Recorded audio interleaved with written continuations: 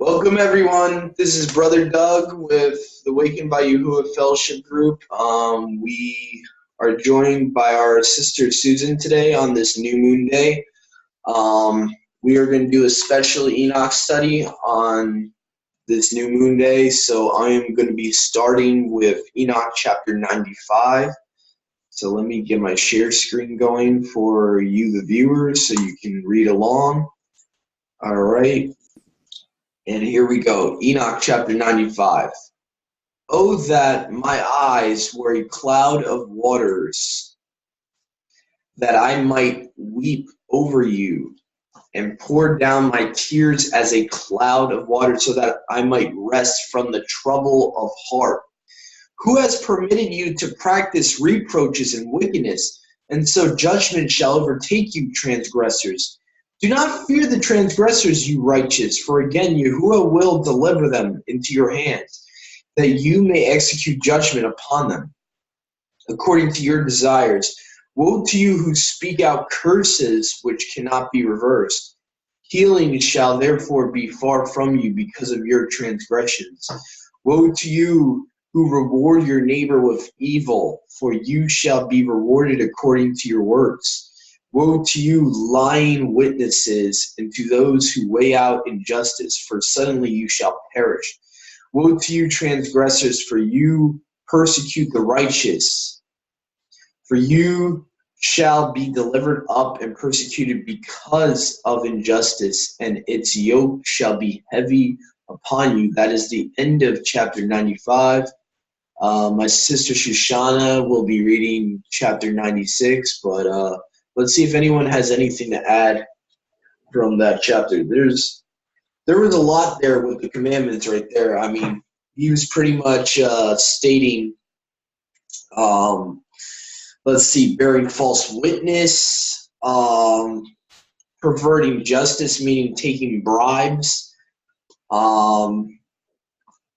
So there was a lot of stuff there where basically Enoch, I believe it's Enoch speaking, he's rebuking mankind for basically doing these things, and he's saying that, that you're going to get repaid for all your transgressions. What you've done to others will be done upon you. So he's also giving righteous hope, saying, fear not the sinners, you righteous, for again Yahuwah will deliver them into your hands. I like that. Yeah, to do with as you want, as you wish.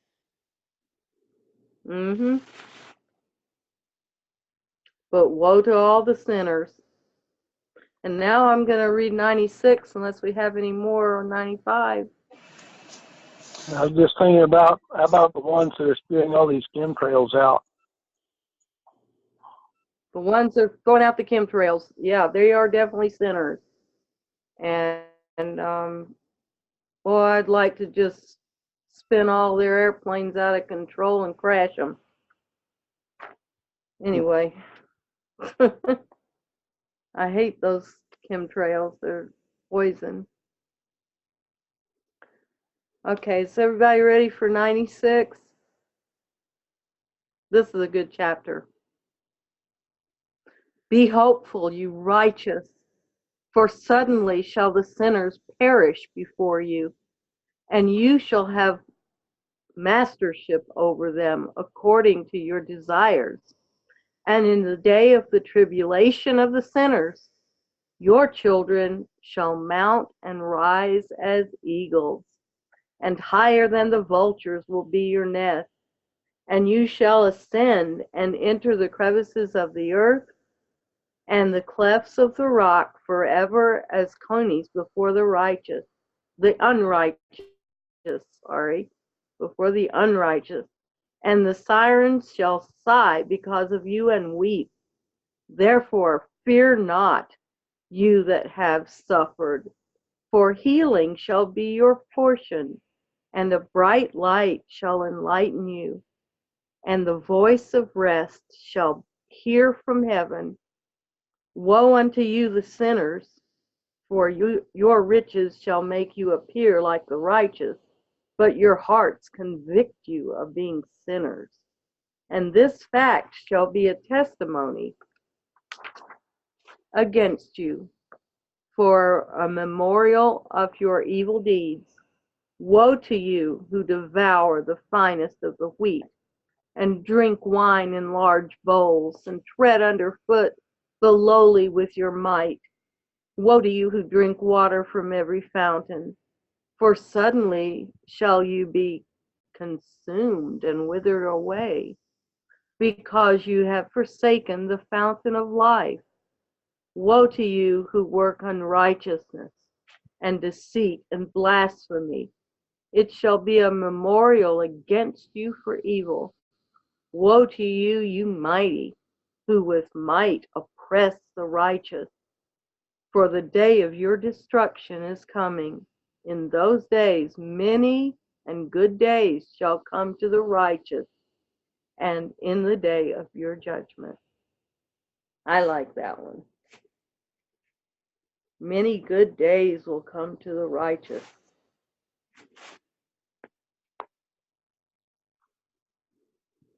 And it also tells us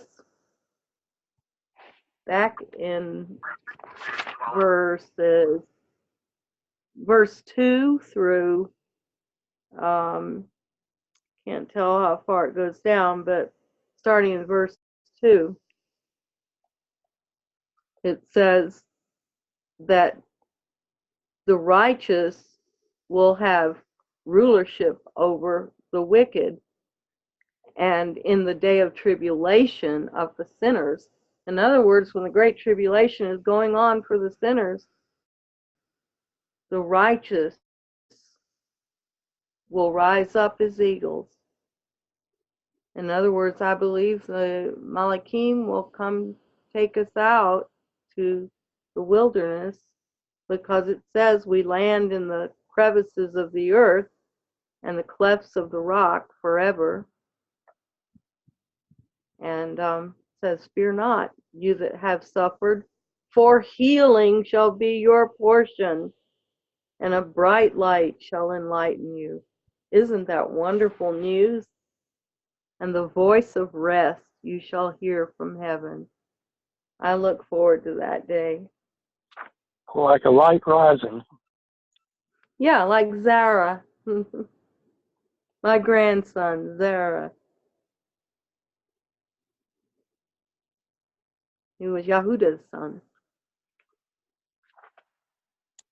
What I like is that it's telling you here, it's kind of hinting at who the tribulation is actually for.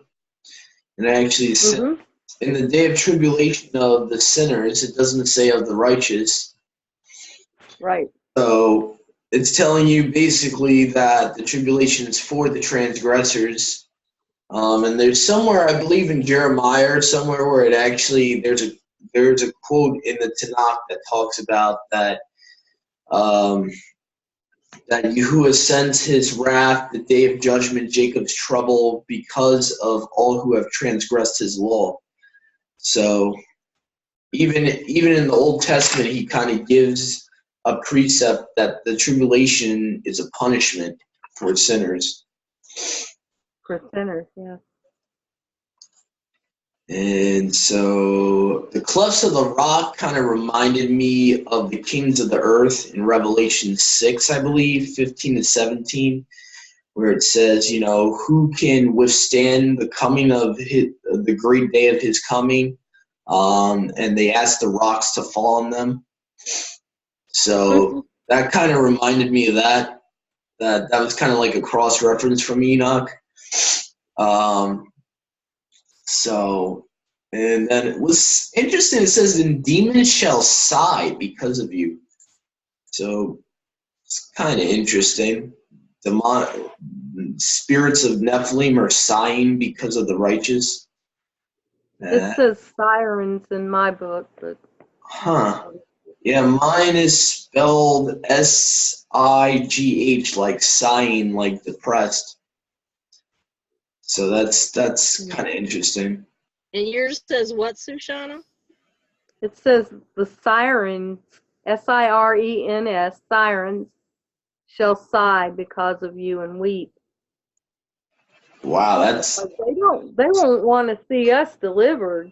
They want us that's a destroyed. huge difference, actually. Sirens than Yeah, demons. is there That's a number by that? What? Is there a Strong's number by that to see what the Hebrew word is? No.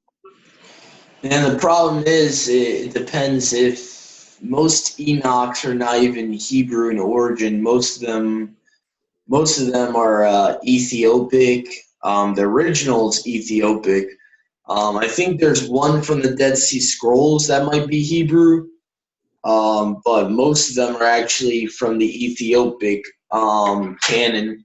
Oh, Yeah, so I don't even know how they would be able to look that up in the Strongs. Um, it would be a much older Hebrew too, most likely. It wouldn't be a Masoretic because Enoch was actually written. Actually, I think the original book of Enoch was written even before the Septuagint was. So most likely, the Hebrew that was used for Enoch, if it was a Hebrew manuscript, would have been Paleo, most likely. It was actually being circulated around Yahusha and the disciples. So there's probably they didn't have a Masoretic text or what we know as the modern Hebrew for the Strongs until like 1,000 years after the Septuagint. So it's a fairly new modern language, the modern Hebrew that people use and call so-called biblical Hebrew. It's a very new language, and most older manuscripts it would be impossible to look up in the Strongs. Like there's definitely no Strongs for the Septuagint. I know that.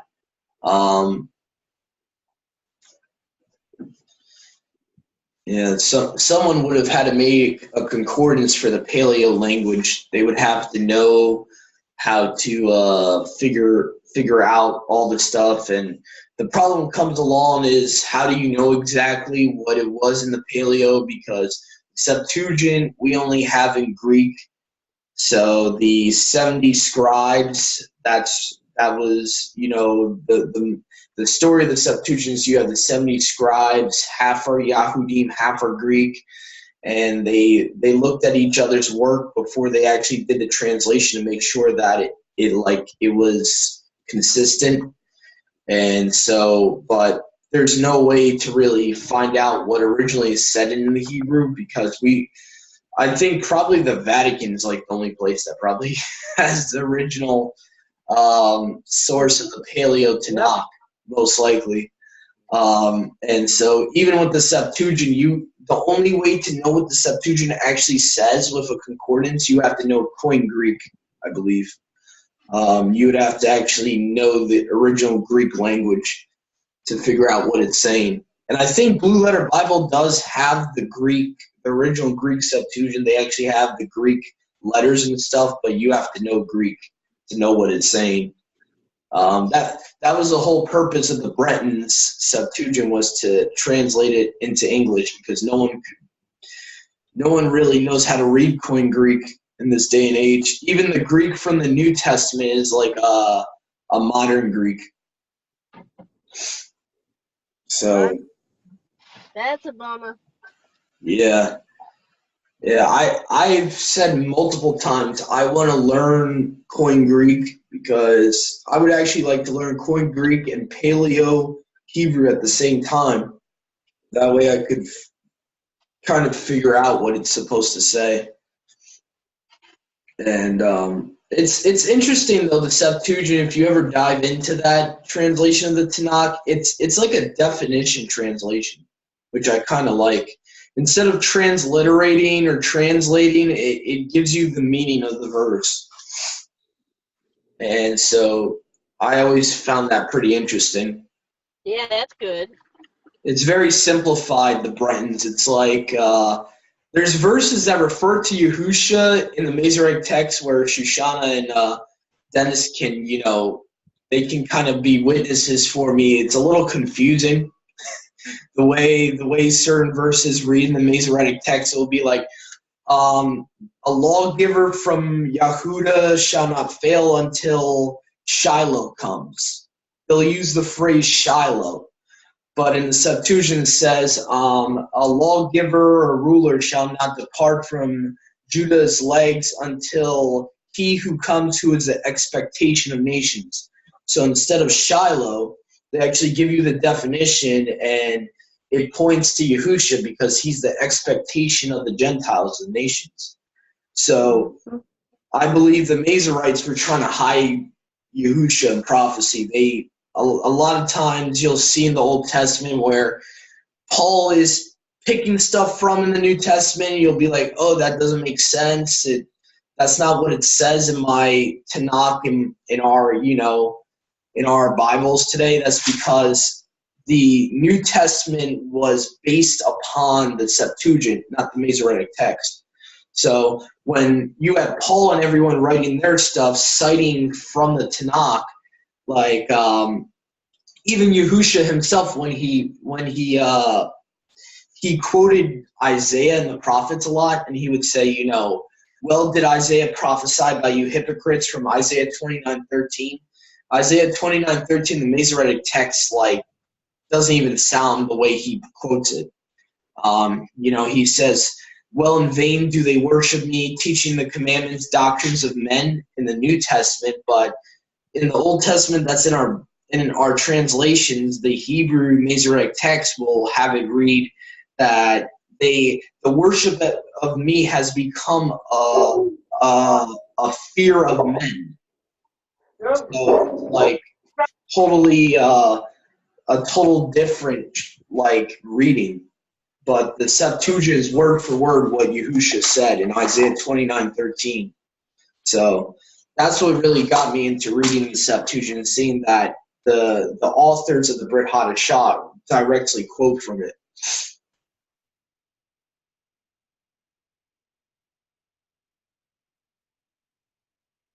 Anyway, so that was chapter 96, everyone, of Enoch. So let's see here. Before our time is about to end for this session, let's see if there was anything important that was part of this short chapter. Let's see here, 96. So, no, pretty much that's what the chapter was about. The day of destruction, tribulation. Possibly towards the end of this chapter is talking about the day of Yahuwah's wrath, the day of Yahuwah. And it's interesting. So, anyway, will get their reward in the end. Yeah, it says that they will get paid back according to their works, which again Yahusha says in Revelations, I will pay everyone according to their works. So, it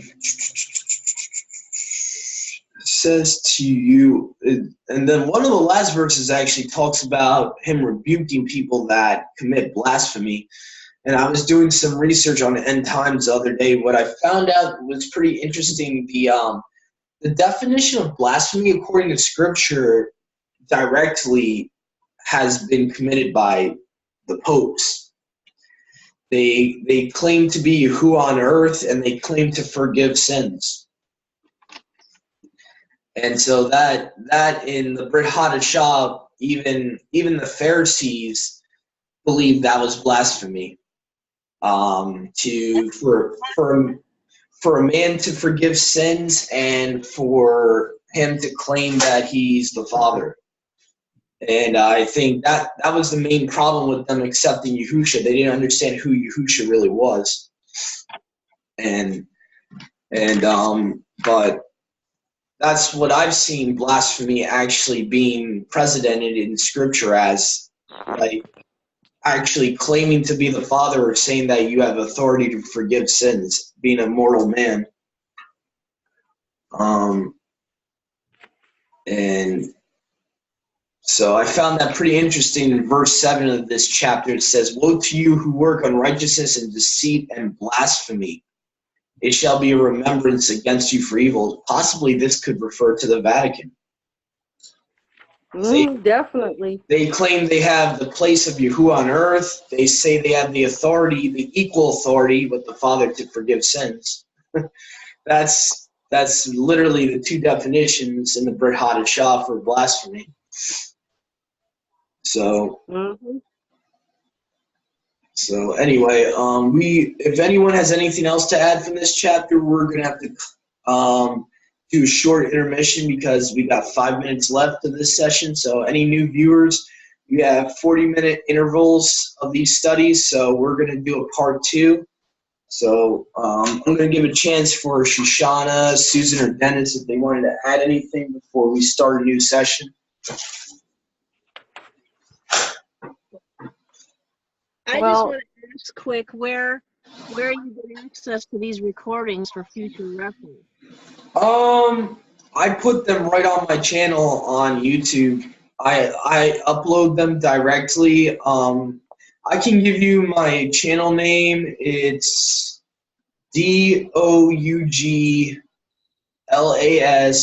and I'll give you my last name. It's my first and last name. So my last name is spelled BONINSEGNA. And actually, I'll even send you a link from my YouTube account right here on the message board, so you can find it. And it's also going up on forthelostsheep.com, the Facebook page. Yeah, I put a YouTube link up on. I linked Shoshana's For the Lost Sheep page, so every time we upload a YouTube video, it goes up to that page automatically. Okay, so for YouTube, I would just go to the search magnifying glass and I'd type in your name and then it would come up? Yeah, it should come up because all I do is just upload it to my channel. So it should come up. It should be under videos once you find my channel. So. All right, I'll check it out. Yep. All right, so if no one has anything else to add, we're about to end this session and start a new one, and we'll be starting chapter 97. So viewers, stay tuned. We'll be right back shortly. Shalom. Shalom. All right.